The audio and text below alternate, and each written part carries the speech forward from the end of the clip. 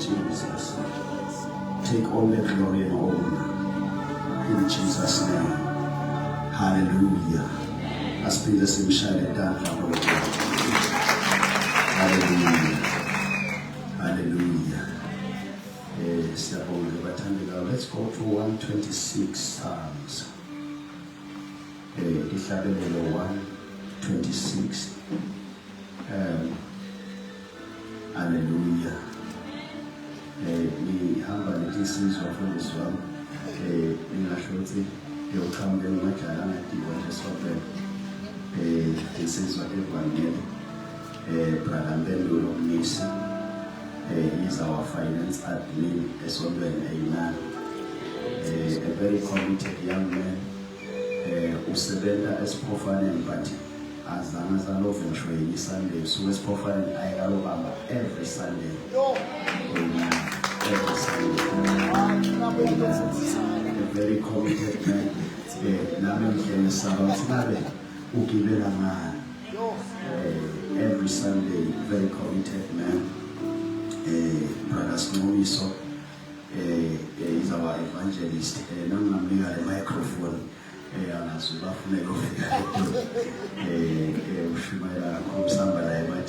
We've started a church as well.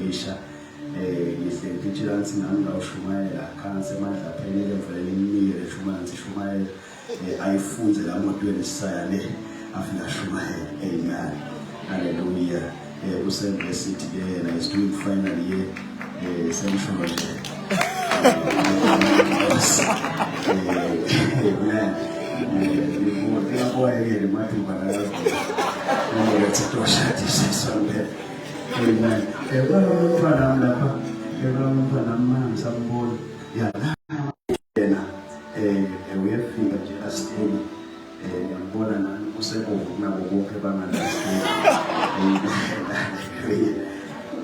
She's our daughter. Good to see you. Amen. Hallelujah. We thank God for tonight. Amen. Siyabonga sonke konke kunibona abathandekayo. Nekholo lakho lungana lomkhulu egameni lenkosi. Amen. Manje umngane wakho siyamfatwe bani. Amen. Hallelujah. Sasifunza naye lo sisiloya. Ngaqala ngahlala eceleni kwakhe mangifika esikolweni egameni lika Jesu Kristu. I'm happy to see you and we are meeting in church. Amen. Hallelujah. Egameni lenkosi siyajabula kakhulu nonke bathandekayo. It's so good to see you. Akesiyeni ku 126 Psalms. Asinakhathathe bathandekayo siyayikhona inkosi egameni lika Jesu. 126 uma singasifunda nje lesahluko thina sonke. Sisifunde sonke. And then let's see calling God's amen. Okay, I'm telling you, when the Lord brought us, verse number 126 Psalms, verse number 1, when the Lord brought back the captives who returned to Zion, we were like those who dream. It seemed so unreal. Then, with our mouth filled with laughter and our tongues with singing, then they said amongst the nations, the Lord has done great things for them. The Lord has done great things for us. We are glad. Hey, yeah, I'm not just a little. But the Lord has done great things for them. The Lord has done great things for us. And we are glad. Verse number 4, turn to freedom our captivity and restore our fortunes, O Lord. As the streams in the south, the Negev are restored by the torrents. Verse number 5. They who sow in tears shall reap in joy and singing. He who goes forth bearing seed and weeping, and needing his precious supply of grain for sowing, shall doubtlessly come again with rejoicing, bringing his sheaves with him. Amen. Wakuthi siyaphutha thina bathunjwa baseSiyoni ngesikhathi uNkulunkulu asibuyisela eJerusalema, sahleka safa, sahlabela tingoma tenjabulo, timvele tibomakhelwane tathi uNkulunkulu ubendele tintfo letinkulu. Vele uNkulunkulu usendele tintfo letinkulu, sajabula. Simakathe sibuyisele eveni lakithi, njengoba nemvula ibuyisela emanti etihosheni temifula. Lapho labahlanyela ngetinyembeti bayawuvuna ngenjabulo. Bantfu labahamba bakhala bethwele inhlanyelo yekuhlanyela, bayawufika ekhaya babomboloza ngenjabulo, baphethe tinyanza tesivuno. Amen. Hallelujah. Bantfu labahamba bakhala bethwele inhlanyelo yokuhlanyela, bayawufika ekhaya bampompoloza nenjabulo. uNkulunkulu akayibusise livi lakhe. Amen. Hallelujah. Umnanzi ke enkonzweni yasebusuku ngoba asigijimi kakhulu, sijahe mawashi. Amen. Sikhonda kahle nje ngoba sikhona singajali nzawo. Amen. Hallelujah. Ibathandekayo sikule nkonzo lenkulu la sithi we are crossing over to the other side. Amen. Yakushumayelisa abamfundisi wami sekusamphindze kule mashumayela. Amen. As we are crossing over to the other side, ngicela sike simbe kunasihlabelelo senike lihlabele kanye nami ku 126. Hallelujah. Ngithe uma ngithandaza coming this side, ngithi Nkosi yini lo yoyenda kulo mthandazo, noma what is it God that you want us to do when we come together sijumnya. Amen. Wanika lesihlabelelo 126, but lesihlabelelo lekumele sikunake ngaso. It is one of the 15 psalms of ascending. Sing lesinye salethi hlabelelo letimu 15 tekwenyuka. Amen. Hallelujah. Yeah, kumbe singabe sibambisana sinoba utawushiya nje mase siphusha kakhulu semchaza verse. Amen. Hallelujah. Hallelujah. Amen. Yeah, Michael. One caution for this one. Amen. Hallelujah. So 126 Psalms is one of the 15 Psalms of ascending to Jerusalem. It is a psalm of thanksgiving, where the people of Israel were just moving to Jerusalem in celebration. By the way, there were about 3 main feasts that were celebrated over Israel. There was the Feast of Tabernacles.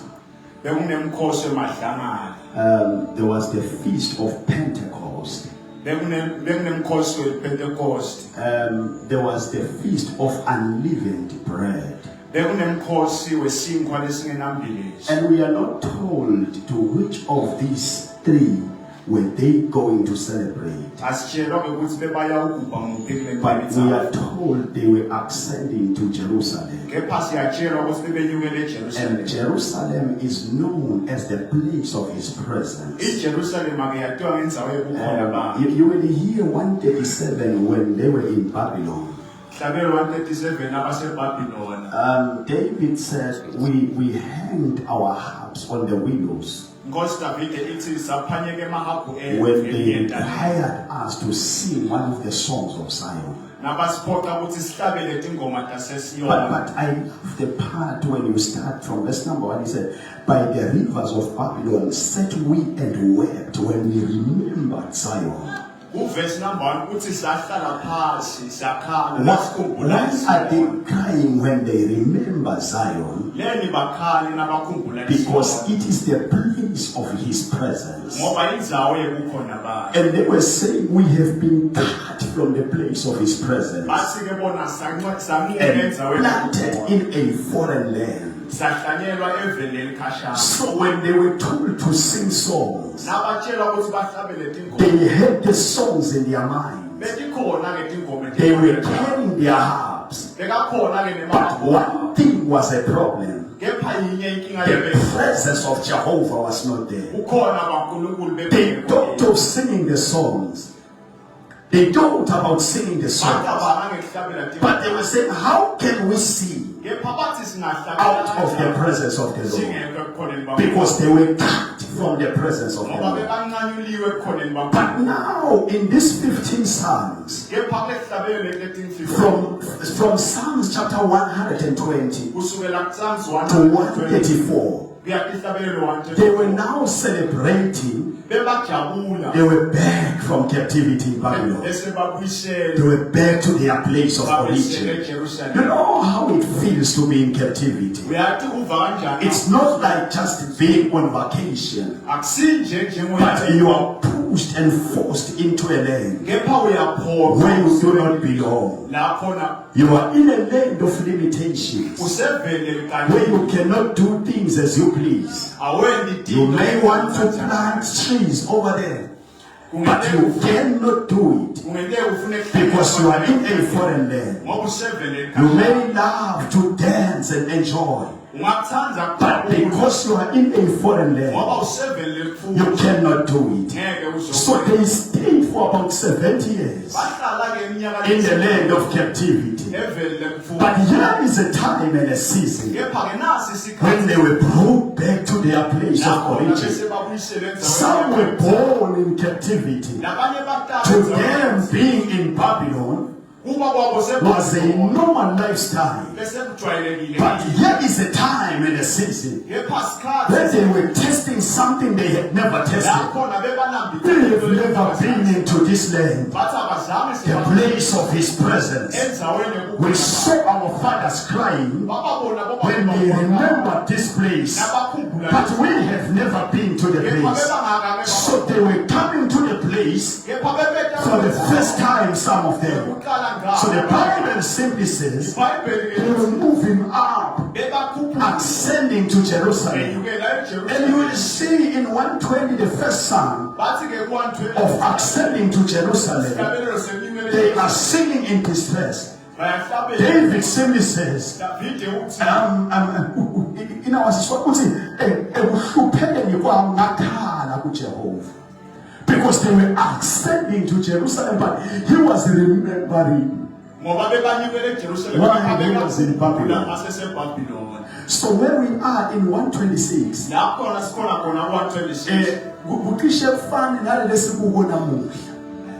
because we are standing in between two places. We are looking at the past, 2025, and we are stretching our eyes to 2026. But as they were ascending, it's like they were standing in between Babylon and Jerusalem. When they were looking back in Jerusalem, they were singing a song and said, I cried to Jehovah when I was in distress. In 122, you will hear David saying, I was very glad When they said, let us go to the house of the Lord. How did you go to the house? Because you were in Babylon. But what brings the joy to him? Because he knows where he is coming from. The place in Zion. 121, he says, I will lift up my eyes to the Lord. Because as they were in captivity, God was their help. But we are coming to 126. All the way they are singing, looking back. Where are we coming from? We are coming from suffering. We are coming from trouble. We were beaten so hard. We were made to construct roads. We were made to build cities that we could not enjoy them. Because the enemy had power over us. We were made to suffer. But they are standing. You will hear in 124. When the Lord, if the Lord was not with us, where could we be? Let Israel say so. Because they are remembering where they are coming from. Living with tyrannically. We have come to a time tonight where we are standing in between. We are looking at 2026. We are looking at 2025. It's a time where you just rise up and look back and say, where am I coming from? I'm coming from suffering. I have cried in the year 2025. I've gone through circumstances in the year 2025. I have been mocked in the year 2025. People look down upon me in 2025. I couldn't do things that I wanted to do. I couldn't speak as I wanted to. I couldn't travel to where I wanted to. Because things were not working according to my way. But as we stand in 2025, at the verge of 2025, we are looking up to 2026. We are standing like Israel. When they remember where are we coming from? They began to sing a song. People of God, why have we come here tonight? We have come to stand here and look back and say, but we are coming somewhere. The Lord Jehovah is the great I am. I hear them singing in Psalms 126. When we were coming back, it sounded so unreal.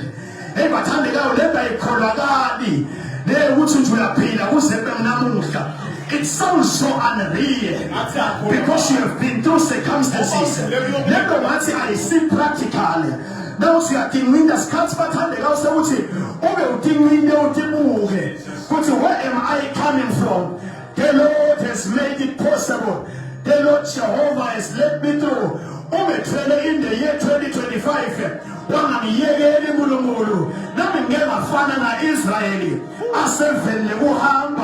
there was a time in your life,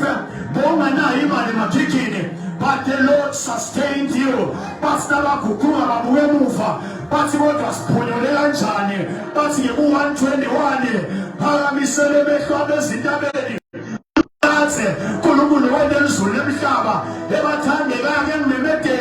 It is not by power, it is not by mighty. So 2026, but it's not by power. It's a time and a season where we need to look back.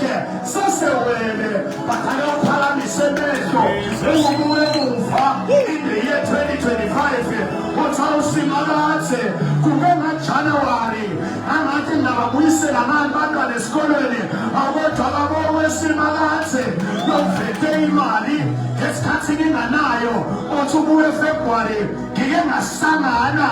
I didn't know Tata in Kishaman is I had nothing. I had no idea. I had nobody to help me.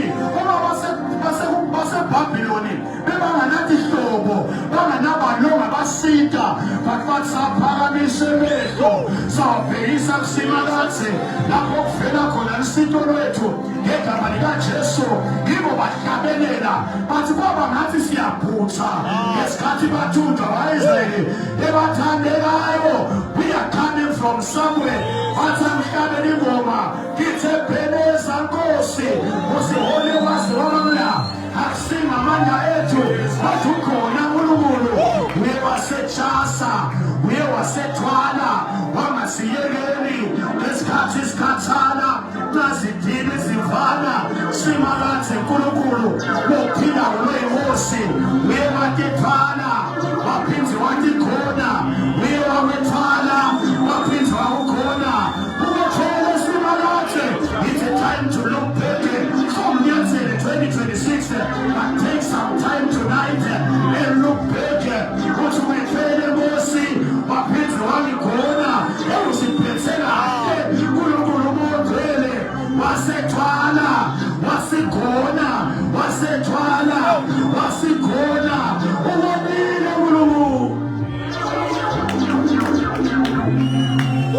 Uwendile Nkulunkulu wakwethwala ugula wakwethwala uhluphekile wakwethwala unganathi hlobo lomunye ufele batali bakhe wakwethwala Nkulunkulu ngegama likaJesu.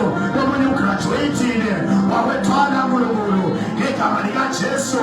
It's a time to look back. Bathi baka-Israyeli no, it sounded so unreal. Sithena sithi siyadibuka sathi kodwa siphunyule kanjani ngoba bebanemandla kunathi bebanemali kunathi bebanetulo kunathi kodwa saphunyula siphunyule njengenyoni. Uthi u-124 siphunyule njengenyoni phunyule ugibelo bepuphi bese uthi lusito lwethu luvela kusimakathe lowenizulu emhlaba. Lusito lwakho aluvelanga kuwe. Lusito lwakho aluvelanga emandleni akho. Lusito lwakho aluvelanga ekuhlakanipheni kwakho. Luvela kusimakathe lowenizulu emhlaba. Usethwele wasikhona.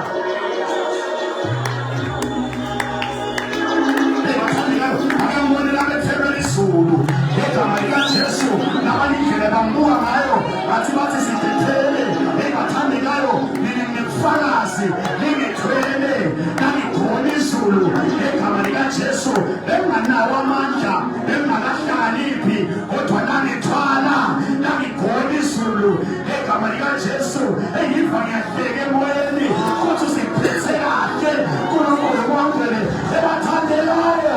Abafane bathakathi abafane tinyanga abafane tihlobo tethu abafane nabomzala wakho bakukhawula namuhla nawusithela basale bakunyivenya hayi usethwele wasikhona usethwele wasikhona bangasiyekeli ngegama likaJesu.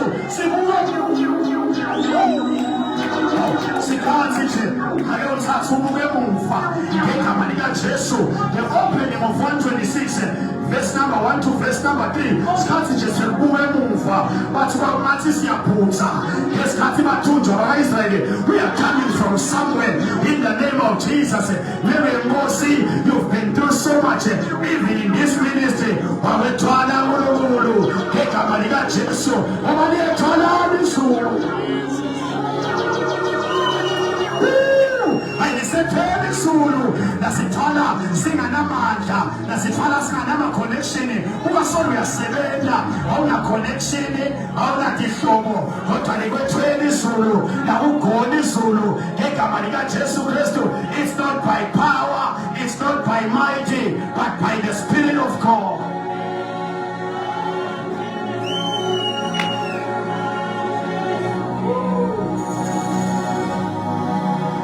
Wasethwala Nkosi wasethwala ilimo lamakholwane ilamano kosalama eyivale moyeni wami mamathi abe siyacelebrate sithi usethwele ezulu efikayo usethwele ungu-Alpha usethwele ungu-Omega usethwele unguyizolo usethwele uguquki uyilimo laba.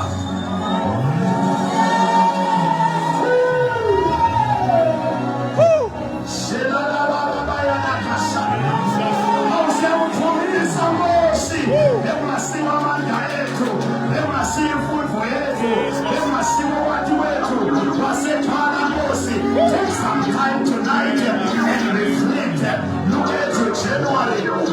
your February, ubuke September wakho, ubuke April wakho, ubuke May, June, July, elasethwala izulu, bahlekisa ngawe, nawe thwala izulu, bakubukela phansi, nawe thwala izulu, bathi ulide lelide, nawe thwala izulu, umsawulo bhodi, ngegama likaJesu, ebathandekayo, asiphathanga lutho, kude lesinako, kodwa lesithanzile izulu, sivile lobona manje.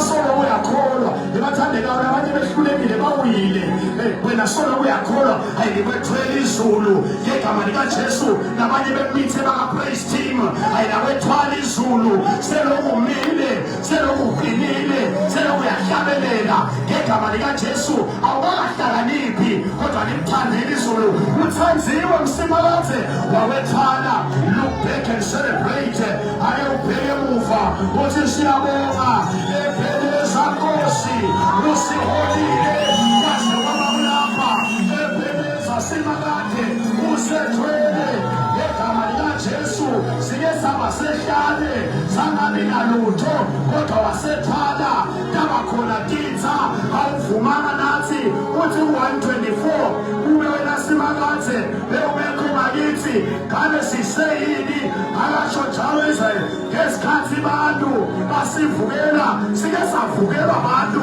kodwa wasethwala kube wakhamba nikhukhula kodwa wasethwala kube wakhamba kwaba netingile tibetuphi kodwa watijabula ngoba uyasithatha uyasinakekela just look back uwethwele kulokulu wathawula tobetingile bakutambele mane emsebenzini ukasolo yasekenda bebezama ukukuxoshisa but you are still at work nawe thwala izulu.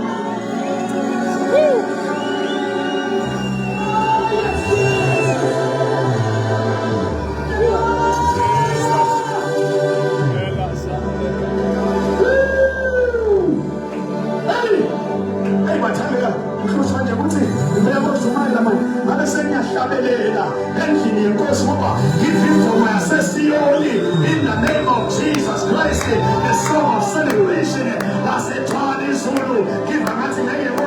let's just play for a minute. Take some time and reflect. Look at all the storms that you have been through. So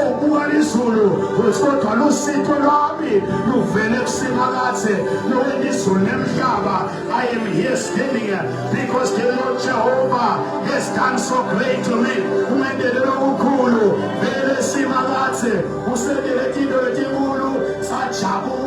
It's a time of confirmation.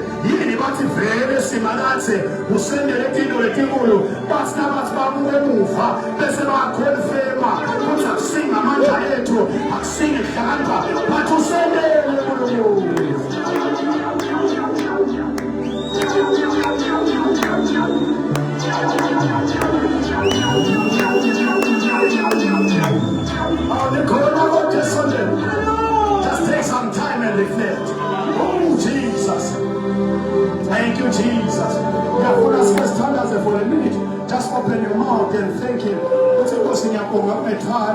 Ngegama likaJesu Kristu wamethwala nganamandla wamethwala mhluphekile wamthwala nganalutho wamthwala ngithatheleke phansi wamthwala ngethelelekile elakhoshana mano lebakasantoko lebabababalokosa unamantu msimakathe akakho njengawe weniko labakholwayo umthanzile Nkosi wamkhetha ngokukhetha kwakho nokuphakeme ngoba ukusimakathe I didn't deserve it but Lord you have done it uwena Nkosi kungangifanelanga ngegama likaJesu Kristu nanginqobelile kuNkulunkulu nakuloya wamwela kuNkulunkulu ngegama likaJesu wasethwala Nkosi wagcina nekukholwa awusolo siyashumayela ngoba usethwele kuNkulunkulu akusinga amandla ethu akusinga izifundo lesifuthile is not our theology kodwa ngosuku amandla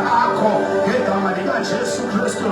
You are so great Jehovah, you are the great I am. There is none like you. You are the King of glory. Tata Tumokosi, Ebukosi Nagazimulo, Nanamkanje Musogo, Wabuse Trele, Bagasiyegeli, Awuvume Kosi, Ebubanya Retushene, Oh Simagate. Lord, you have done it.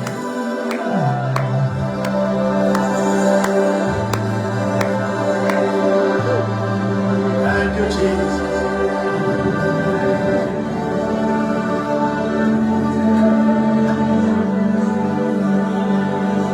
Oh, thank you, Jesus. Shalom. Thank you, Jesus. Oh, Wenida Kuluku. Wenida Kuluku. Thank you, Jesus.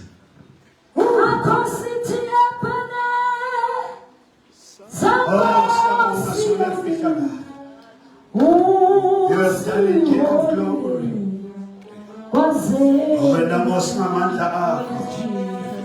In the name of Jesus. Oh,